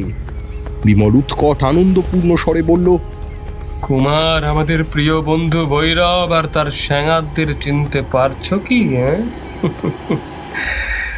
পিছনে তিব্বতী পঙ্গপাল নিয়ে ওরা এদিকেই আসছে। ভৈরব? ভৈরব? আবার তাহলে ভৈরবের সঙ্গে দেখা? আমার পিতৃ হত্যাকারী ভৈরব? হ্যাঁ, আজ আমি তার সঙ্গে শেষবার দেখা করতে চাই। কিন্তু ওদের প্রত্যেকেরই হাতে বড় বড় একটা বাক্স রয়েছে কেন? বিমলের চক্ষু বিস্ফারিত হয়ে উঠল। সে উত্তেজিত কণ্ঠে বলল, ওগুলোকে বড় বাক্স না বলে ছোট সিন্দুক বলাই উচিত। ওগুলোর ভিতরে কি আছে? রামহরি আমাদের সকলের মনের সন্দেহ ভাষায় প্রকাশ করে বলল, গুপ্তধন নয় তো? তাছাড়া আর কি হতে পারে? প্রাণের ভয়ে পালাবার সময়ে ওরা যখন সিন্দুকগুলো ছাড়েনি, তখন ওদের মধ্যে খুব দামি জিনিস ভিন্ন আর কিছু থাকতে পারে না। ওরা জকের ধন নিয়ে এলো, ভূত কিছু বলল না? খেদে দুঃখে আমার হৃৎপিণ্ড ফেটে যাবার মতো হলো। 7 ঘাটের জল খেয়ে এখানে এসে হাজির হলুম কি এই দেখবার জন্যে? কুমার আমার চিন্তার প্রতিধ্বনি করে বললে, বিমল, বিমল, আমাদের চোখের সামনে ওরা গুপ্তধন নিয়ে পালাবে, আর আমরা কাঠের পুতুলের মতো দাঁড়িয়ে দাঁড়িয়ে তাই দেখব? ওরা আর কোথায় পালাবে কুমার? ওদের পিছনে পঙ্গপালের মতো শত্রু। ওদের এক পাশে পাহাড় আর এক পাশে হ্রদ। ওদের সম্মুখে আছি আমরা, আর ওরা এদিকেই আসছে সিন্দুকগুলো আমাদের হাতে তুলে দেবার জন্যে। আমাদের অনেক পরিশ্রম বেঁচে গেল। আমি এখন খালি এই কথাই ভাবছি যে সিন্ধুকগুলো ওদের হাত থেকে নিতে কত সময় লাগবে। তার মধ্যে তিব্বতী হনুমানগুলো কাছে এসে পড়বে না তো? আমাদেরও তো যথাসময়ে পালাতে হবে। তিব্বতীরা এখন অনেক তফাতে আছে, আমাদের কাছে আসতে হলে ওদের এখন 1/2 মাইল পথ পার হতে হবে। কিন্তু ভৈরব রাজা এসে পড়ল, ওরাও আমাদের দেখে ভয়ে থমকে দাঁড়িয়েছে। ওদের পালাবার আর কোনো পথ নেই। আবার ধরো বন্দুক, অগ্রসর হও। বন্দুক তুলে আমরা বেগে তাদের আক্রমণ করতে ছুটলুম। প্রথমটা কয়েক মুহূর্তের জন্য ভৈরবরা স্তম্ভিতের মতো দাঁড়িয়ে রইল। আমাদের এখানে দেখবার জন্যে ওরা কেউই প্রস্তুত ছিল না। ভৈরব একবার পিছন পানে তাকালে, কিন্তু সেদিকের দৃশ্য আরও ভয়ঙ্কর। কাতারে কাতারে লোক ছুটে আসছে, জনতার যেন শেষ নেই। এই জনতা সাগর কাছে এসে পড়লে ভৈরবের সঙ্গে আমাদেরও কোথায় তলিয়ে যেতে হবে। বিমল একবার বন্দুক ছুড়ল, বোধ হয় ভৈরবকে ভয় দেখাবার জন্যে, কারণ গুলি কারুর গায়ে লাগলো না। ভৈরব মরিয়ার মতো চেঁচিয়ে বলল, ভাই সব জলে ঝাঁপিয়ে পড়ো, সাঁতার দাও। চোখের নিমিষে তারা 7 জনেই রাবণ হ্রদের দিকে ফিরল। বহুদূর থেকে তিব্বতীদের কণ্ঠে আবার প্রায় সমুদ্র গর্জনের মতো গম্ভীর চিৎকার জেগে উঠল। তারাও ভৈরবদের উদ্দেশ্য বুঝতে পারলে, কিন্তু তারা চেঁচালো কেন? ওরা জলে ঝাঁপ দিলে গুপ্তধনের সিন্দুকগুলো ডুবে যাবে বলে। বিমল অট্টহাস্য করে চেঁচিয়ে বলল, আর কোথায় যাবে তুমি ভৈরব? তুমি যদি জলে ঝাঁপ দাও, আমি পাতালে গিয়েও তোমাকে ধরবো। হয় বাক্সগুলো দাও, নইলে জলে পড়েও বাঁচবে না। কিন্তু তারা কেউ আমাদের কথায় কানও পাতল না, একবার ফিরেও তাকালো না। আমরা তাদের কাছে যাবার আগেই তারা অতি বেগে রাবণ হ্রদের মধ্যে গিয়ে পড়ল। তারপরেই চোখের সম্মুখে যে অভাবিত ভয়ানক দৃশ্য জেগে উঠল, তা আমাদের সকলেরই দেহ প্রস্তর মূর্তির মতো আড়ষ্ট করে দিলে। সেই অদ্ভুত দৃশ্য দেখে বুঝতে পারলুম এই হ্রদের নাম রাক্ষসতাল হয়েছে কেন। আমি হলে এ হ্রদের নাম রাখতুম মৃত্যুসায়র। সে দৃশ্যের কথা মনে হলে ভয়ে এখনো আমার সর্বাঙ্গ ঠান্ডা হয়ে যায়। কিন্তু হয়তো এটা বিধাতার দেওয়া শাস্তি। ভৈরবের দলের 6 জন লোক দিকবিদিক জ্ঞান হারিয়ে ঠিক পাগলের মতোই জলের ভিতরে গিয়ে পড়ল। কিন্তু হাঁটু জলে গিয়ে পৌঁছতে না পৌঁছতেই তাদের প্রত্যেকের দেহ কোমর পর্যন্ত হঠাৎ অদৃশ্য হয়ে গেল। সঙ্গে সঙ্গে তারা সব ভয়ে চেঁচিয়ে উঠল। তারপর দেখতে দেখতে তাদের বুক পর্যন্ত ডুবে গেল, যেন পাতাল তাদের পা ধরে সজোরে আকর্ষণ করছে। রামহরি চেঁচিয়ে উঠে বলল, চোরাবালি, চোরাবালি। কিন্তু জীবন যেতে বসেছে, তবু তারা সিন্দুকগুলো ছাড়লে না, বরং যেন আরও বেশি জোরে 2 হাতে বুকের উপর আঁকড়ে ধরে রইল। আমার বিশ্বাস ওই সিন্দুকগুলোর ভারেই তাদের দেহ বেশি শীঘ্র চোরাবালির মধ্যে বসে যাচ্ছে। লম্বা হয়ে শুয়ে পড়ো, লম্বা হয়ে শুয়ে পড়ো। কিন্তু কে লম্বা হয়ে শুয়ে পড়বে? তখন তাদের গাল পর্যন্ত বসে গেছে এবং মুখ খালি চিৎকার করছে। বিমল একবার জলের ভিতরে পা বাড়ালো এবং সঙ্গে সঙ্গে তারও হাঁটু পর্যন্ত ডুবে গেল। রামহরি এক লাফে এগিয়ে গিয়ে প্রচণ্ড টান মেরে তাকে সরিয়ে আনলো। এ কি ভয়ানক মৃত্যু! আমরা কি কোনো সাহায্যই করব না? নিজেদের প্রাণ দিয়ে এই দুরাত্মাদের জন্য আমি প্রাণদান করতে রাজি নই।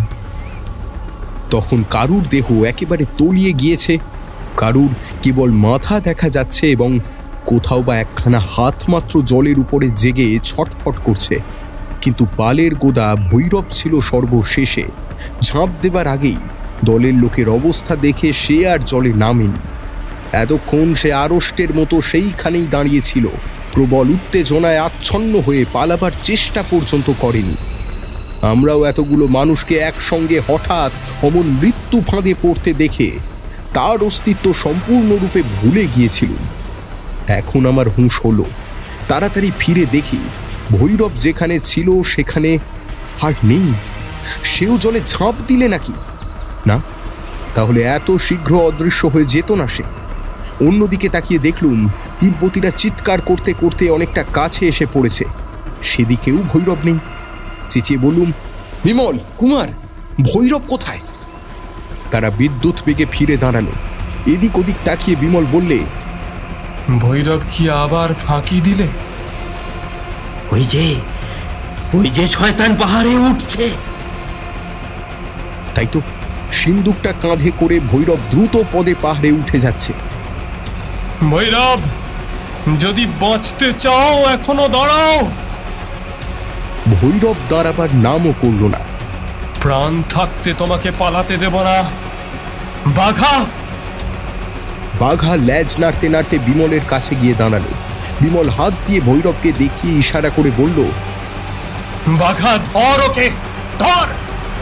বাঘা লাফাতে লাফাতে পাহাড়ের দিকে ছুটল এবং আমরাও তার অনুসরণ করলুম। মেঘলোকবাসী পবিত্র কৈলাস শিখর এবং হিমাচলবাসী আরক্ত প্রভাত সূর্য নীল পদ্মনীল রাবণ হ্রদকে দেখে আসছে না জানি কত হাজার হাজার শতাব্দী ধরে। এই নির্জন তটভূমিতে গীতকারী পাখির তান বা হরিৎ অরণ্যের গান পর্যন্ত জাগে না। মাঝে মাঝে এখানকার ধ্যান মৌন বিজনতা ভঙ্গ করে শ্রান্ত দেহে পথ পেরিয়ে তাড়াতাড়ি চলে যায় কেবল মানস সরোবর ও কৈলাসের যাত্রীরা। কিন্তু এখানে আজ অকস্মাৎ মৃত্যু দৃশ্যের অভিনয় চলছে, সৈন্যদল চলাচল করছে, আগ্নেয়াস্ত্র গর্জন করছে। মহাদেব ও সূর্যদেব তাকে দেখে বিস্মিত হচ্ছেন না। এখনো বুঝতে পারছি না এই সাংঘাতিক নাটকের সমাপ্তি কোথায়। একটা ঘটনা শেষ হতে না হতেই নতুন ঘটনার আবির্ভাব হচ্ছে। একটা বিপদ পিছনে ছুটে আসছে, আর একটা বিপদ যেন বায়োস্কোপের এক অনন্ত সিরিয়াল ছবি। কিন্তু ভৈরবের মতো পিচ্ছিল দুরাত্মা আমি কোনো চলচ্চিত্রে দেখিনি। আজ ভাবলুম সব লুকোচুরি শেষ হলো, কিন্তু আবার সে পালিয়ে গেল আমাদের হাত পিছলে। পাহাড়ের অপথ বিপথ দিয়ে একটা সিন্দুক ঘাড়ে করে মানুষ যে এত তাড়াতাড়ি উপরে উঠতে পারে, আজ সচক্ষে ভৈরবের পলায়ন না দেখলে কখনো আমি তা বিশ্বাস করতুম না। প্রতি মুহূর্তেই মনে হয় এই বুঝি সে হোরকে আছাড় খেয়ে গড়াতে গড়াতে নিচে এসে পড়ে। কিন্তু তারপরেই দেখি সে নিজেকে আশ্চর্যভাবে সামলে নিয়ে এক পাথর থেকে আর এক পাথরে লাফ মারছে। মানুষ এমন মরিয়া হতে পারে? বাঘা যদি সমতল ক্ষেত্রে থাকতো তাহলে ভৈরবকে খুব সহজেই ধরে ফেলতে পারত, কিন্তু এই দুরারোহ পাহাড়ের উপরে উঠে ভৈরবকে ধরা তার পক্ষেও কঠিন হয়ে উঠল। শেষ পর্যন্ত সে হয়তো ভৈরবকে ধরতেই পারবে না। আমরাও প্রাণপণে পাহাড়ে উঠছি। উঠতে উঠতে আমি বললুম, বিমল, ভৈরবকে ধরবার ঝোঁকে নিজেদের বিপদের কথা যেন ভুলে যেও না। পিছনে তিব্বতী সেপাইরা আছে, তারা আর মিনিট ৬-৭-এর মধ্যেই পাহাড়ের তলায় এসে পড়বে। বিমল প্রায় ডিগবাজি খেয়ে নিচ থেকে উপরের একখানা পাথরে উঠে বলল, আমি তাদের কথা ভুলে যাইনি, কিন্তু তারা বোধহয় অনেকক্ষণের জন্যই আমাদের কথা ভুলে যাবে। কুমার হামাগুড়ি দিয়ে একখানা ঢালু জায়গা পার হয়ে বলল, কেন? গুপ্তধন যে কারা চুরি করেছে সেটা তারা স্বচক্ষেই দেখেছে, আর এটাও তাদের চোখ এড়ায়নি যে চোরেরা সিন্ধুক জড়িয়ে হ্রদের চোরাবালির তলায় আশ্রয় নিয়েছে। তখন তারা অত চেঁচাচ্ছিল কেন জানো? হ্রদ যে বিপজ্জনক, নিশ্চয়ই সে সম্বন্ধে চোরদের সাবধান করবার জন্যে। চোরদের প্রাণের চেয়ে তাদের কাছে ঢের বেশি মূল্যবান হচ্ছে ওই সিন্ধুকগুলো। আমার বিশ্বাস এখন তারা চোরাবালির ভিতর থেকে রত্নোদ্ধার করতেই ব্যস্ত থাকবে। সে বড় অল্প সময়ের কাজ নয়, ততক্ষণে আমরা অনেক দূরে সরে পড়তে পারবো। কিন্তু একটা চোর যে সিন্ধুক নিয়ে পাহাড়ের উপরে উঠেছে, গোলেমালে আমরাই যা প্রথম দেখতে পাইনি, অত দূর থেকে তিব্বতীরা কি সেটা লক্ষ্য করতে পেরেছে? এখন ভৈরব বা বাঘা কারুকেই দেখা যাচ্ছে না। কেবল পাহাড়ের আড়াল থেকে শোনা যাচ্ছে বাঘার চিৎকার। সেই চিৎকার শুনেই বুঝতে পারছি কোন দিকে যেতে হবে। কুমার ক্রুদ্ধ স্বরে হাঁপাতে হাঁপাতে বলল, রাস্কেল ভৈরব, আমার যে দম ছুটে গেল। এখনো সে কত দূরে আছে? বোধহয় আর বেশি দূর নেই, খুব কাছেই বাঘার চিৎকার শোনা যাচ্ছে।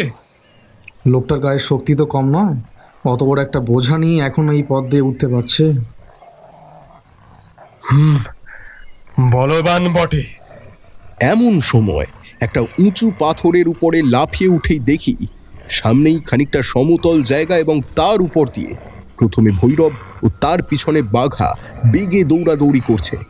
আমি মহা আনন্দে চেঁচিয়ে উঠলুম, বিমল, কুমার, এই যে ভৈরব। তারাও এক লাফে আমার পাশে এসে দাঁড়ালো।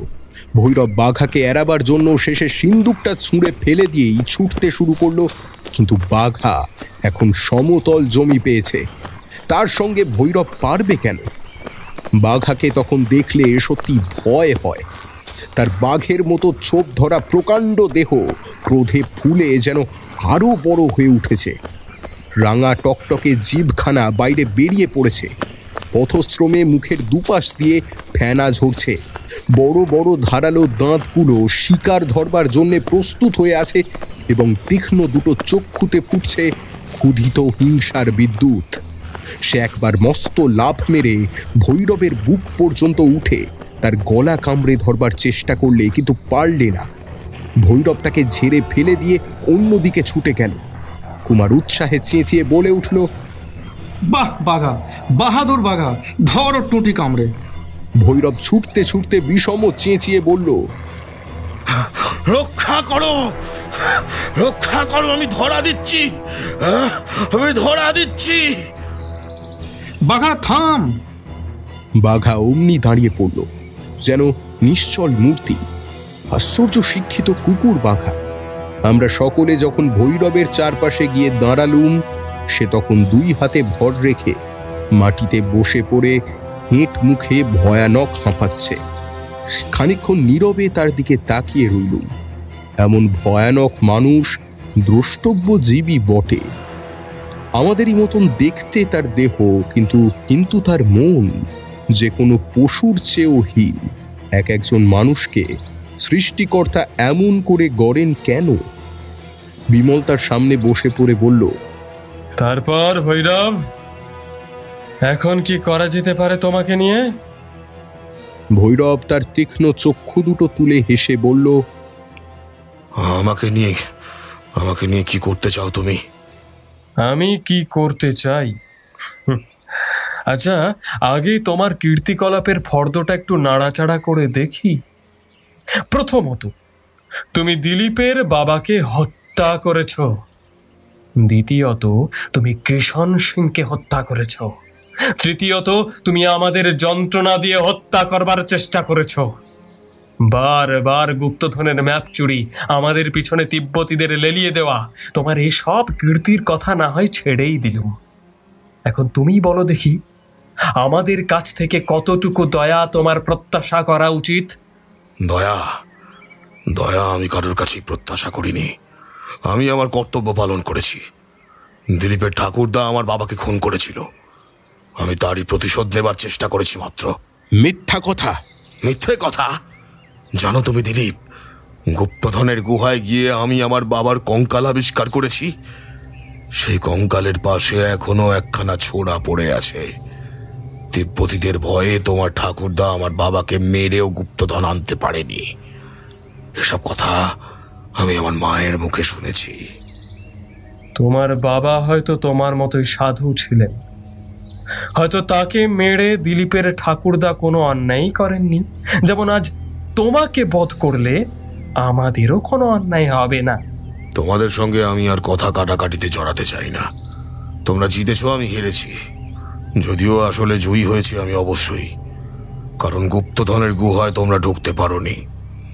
কিন্তু পথ থেকে সমস্ত বাধা সরিয়ে আমি সেই বিশাল গুহা আবিষ্কার করেছি, আর তার ভেতরে ঢুকেছি। সেখানকার কুবেরের ঐশ্বর্য সচক্ষে দেখেছি। যে অফুরন্ত ধনরত্ন সেখানে থরে থরে সাজানো আছে, তোমরা কেউ তা কল্পনাও করতে পারবে না। আমরা নিয়ে আসতে পেরেছি তার কয়েকটি কণা মাত্র। আমার দলের লোকরা যদি নিরেট বোকার মতো আচ্ছন্ন আর অবাক হয়ে আমার নিষেধ অমান্য করে গুহার ভিতরে অতক্ষণ বসে না থাকতো, বিহবল হয়ে গোলমাল না করতো, যথাসময়ে চুপি চুপি বেরিয়ে আসতে পারত, তাহলে তিব্বতী বানরগুলো কিছুই টের পেত না। তোমরাও আমাদের ধরতে পারতে না, আর আমার সঙ্গীদেরও পাতালে প্রবেশ করতে হতো না। এই সিন্দুকগুলো পাহাড়ের অন্য কোনো গুহায় লুকিয়ে রেখে আমরা আবার সেখানে যেতুম, আবার আরো ধনরত্ন নিয়ে আসতুম। কিন্তু সেখানে যাওয়ার পথ এখন একেবারে বন্ধ। তিব্বতীরা সাবধান হয়ে গেছে, তোমরাও তাদের চোখে আর ধুলো দিতে পারবে না। এখন এই ভেবেই আমার আনন্দ হচ্ছে যে নিয়তির চক্রান্তে সফল হয়েও আমি বিফল হয়েছি বটে, কিন্তু সেই সঙ্গে তোমাদেরও সব আশা নির্মূল হয়েছে। ভৈরব, তোমার বক্তৃতা এতক্ষণ ধরে শুনলুম, এখন আবার জিজ্ঞাসা করি, অতঃপর তোমাকে নিয়ে কি করা যেতে পারে? তোমরা আমাকে নিয়ে যা খুশি করতে পারো, আমার কিছুতেই আপত্তি নেই। তোমরা 4 জন, আমি একা। তোমাদের অস্ত্র আছে, আমি নিরস্ত্র। গুহা থেকে তাড়াতাড়ি পালাবার সময় আমার বন্দুকটা পর্যন্ত ফেলে এসেছি, কাজেই তোমাদের বাধা দেওয়ার কোনো শক্তি আমার নেই। বিমল মৃদু হেসে হাতের বন্দুকখানা আমাদের দিকে নিক্ষেপ করল। কোমর বন্ধ থেকে রিভলভারটাও বার করে রামহরির হাতে দিল। তারপর ধীর স্বরে বলল, আমিও এখন তোমার মতোই নিরস্ত্র। আর তোমার দলের লোকেরা? আমি তোমাকে কথা দিচ্ছি, আমার দলের কেউ তোমার গায়ে হাত দেবে না। তোমার উদ্দেশ্য কি? আমি আগে ন্যায় যুদ্ধে একলা তোমার দর্প চূর্ণ করতে চাই, তারপর ভেবে দেখব কোন শাস্তি তোমার উপযুক্ত। তুমি আমার সঙ্গে হাতাহাতি লড়বে? হ্যাঁ। যদি আমি জিতি? তাহলে তুমি স্বাধীন, ওই সিন্দুকটা নিয়ে তুমি যেখানে খুশি চলে যেতে পারো। তাহলে ধরে নাও আমি এখনই স্বাধীন হয়েছি। আমার এই হাত দুখানা দেখেছো তো? এই দুখানা হাত অনেক বড় বড় পালোয়ানকেও মাটির সঙ্গে মিশিয়ে দিয়েছে। খালি হাতে তোমরা 4 জনও আমার বিরুদ্ধে দাঁড়ালে আমি হাসতে হাসতে লড়তে রাজি আছি। তোমাকে আর অতটা বাহাদুরি দেখাতে হবে না, তুমি কেবল আমার সঙ্গেই লড়ো। ভৈরব যখন তার বিপুল দেহ আরো ফুলিয়ে সোজা হয়ে দাঁড়ালো, তখন বিমলের জন্যে আমারও ভয় লাগলো। বিমলের চেয়ে তার চেহারা কেবল বড়ই নয়, জোয়ানও বটে। খোকা বাবু, ওই পাপিষ্টর সঙ্গে তোমায় আর লড়ে কাজ নেই। তুমি থামো রামহরি। কুমারের দিকে তাকালো। সে কিন্তু দিব্য নিশ্চিন্তের মতো 2 পা ছড়িয়ে বসে বাঘার গায়ে হাত বুলিয়ে দিচ্ছে। তার মুখে মৃদু মৃদু হাসি, যেন যুদ্ধের ফল কি হবে সেটা সে এখন থেকেই জানে। বিমল প্রস্তুত হয়ে দাঁড়িয়ে বলল, ভৈরব, তুমি কি লড়বে? কুস্তি, ঘুষি না জুজুৎসু? কুস্তি। কিন্তু সাবধান ভৈরব, অন্যায় যুদ্ধ করলে আমাদের কাছ থেকে তুমি এক তিল দয়াও পাবে না। একটা তুচ্ছ লোককে হারাবার জন্য অন্যায় যুদ্ধের দরকার হবে না। তোমার বন্ধুকে আমি ধরবো আর আছাড় মারবো। হুঁশিয়ার! বুনো মোষের মতো সে তেড়ে এসে বিমলকে চেপে ধরবার চেষ্টা করল, কিন্তু বিমল সাঁত করে তার নাগালের বাইরে গিয়ে দাঁড়ালো। ভৈরব আবার সেই চেষ্টা করলো, কিন্তু সেবারেও কোনো সুবিধা করতে পারল না। আমি বিমলের শক্তির কথা ঠিক জানি না, কিন্তু গোড়াতেই এটা বুঝতে পারলুম যে ভৈরবের চেয়ে তার গতি বেশি ক্ষিপ্র। ভৈরব আবার আক্রমণ করল, কিন্তু এবারে বিমল আর সরে গেল না। দুজনেই দুজনের কঠিন আলিঙ্গনে আবদ্ধ হলো এবং দুজনেই দুজনকে মাটিতে পেরে ফেলবার জন্য প্রাণপণ শক্তি প্রয়োগ করতে লাগলো। উত্তেজনায় আমার শ্বাস রুদ্ধ হয়ে এলো। এইবারই আসল পরীক্ষা। বিমলের মুখ দেখা যাচ্ছিল না, কিন্তু ভৈরবের মুখ দেখলুম রাঙা টকটকে হয়ে উঠেছে।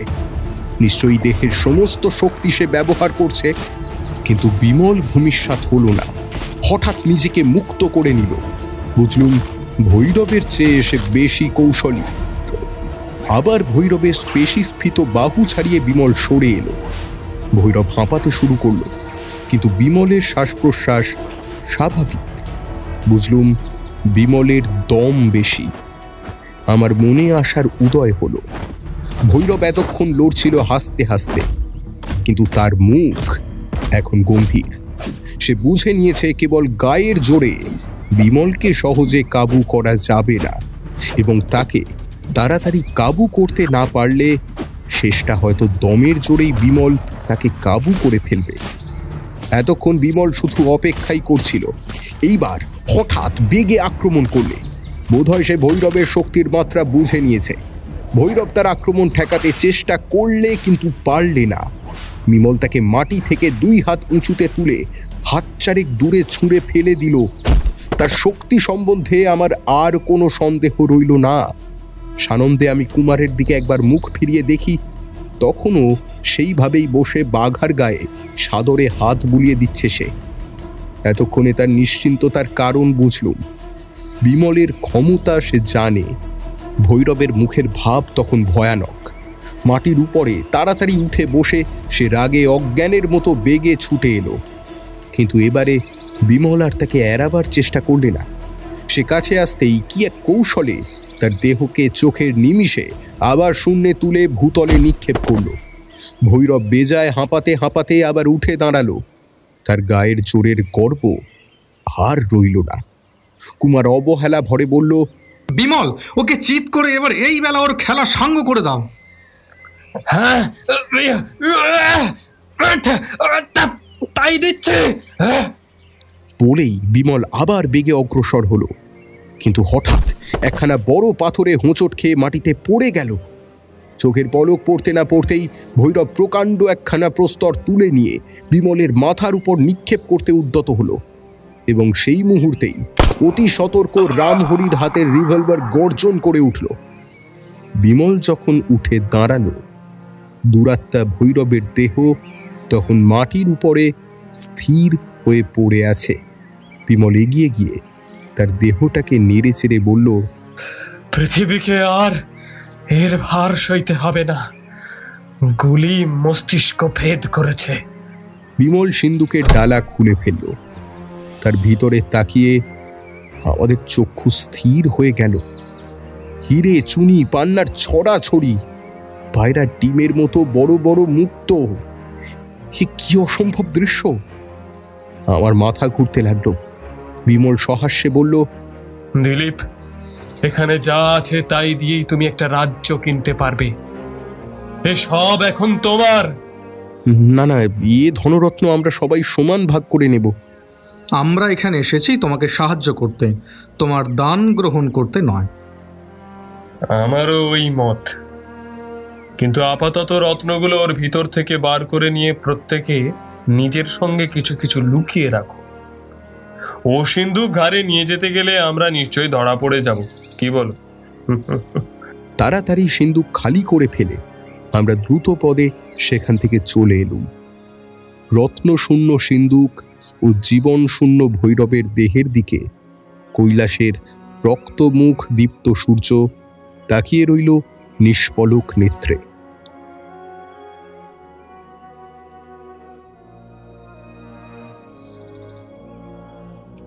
শুনলেন হেমেন্দ্র কুমার রায়ের লেখা কুবেরপুরীর গুপ্তধন। কথক এবং গল্পের সূত্রধার হররস্কোপ অফিসিয়াল থেকে আমি রক্তিম। বিমল ও কুমারের চরিত্রে অতীন এবং অমিত। ভৈরবের চরিত্রে হররস্কোপ অফিসিয়াল থেকে ইভান সরকার। রামহরির চরিত্রে শুভাশিস। অন্যান্য চরিত্রে আকাশ, সৌরভ, রণদীপ, আর্য, কৌশিক, শীর্ষেন্দু, বিপুল। গল্পের নাট্যরূপদান বর্ষা। শব্দ সংযোজন সুদেশনা। আবহ পরিকল্পনায় ফিনিক্স এবং সমগ্র পরিচালনা ও পোস্টার ডিজাইন সৌম্যদীপ কুইন। আমাদের প্রযোজনা আপনাদের ভালো লাগলে লাইক, কমেন্ট ও শেয়ার করবেন। দেখা হচ্ছে পরবর্তী গল্পে। ততদিন ভালো থাকবেন, সুস্থ থাকবেন। শুভরাত্রি।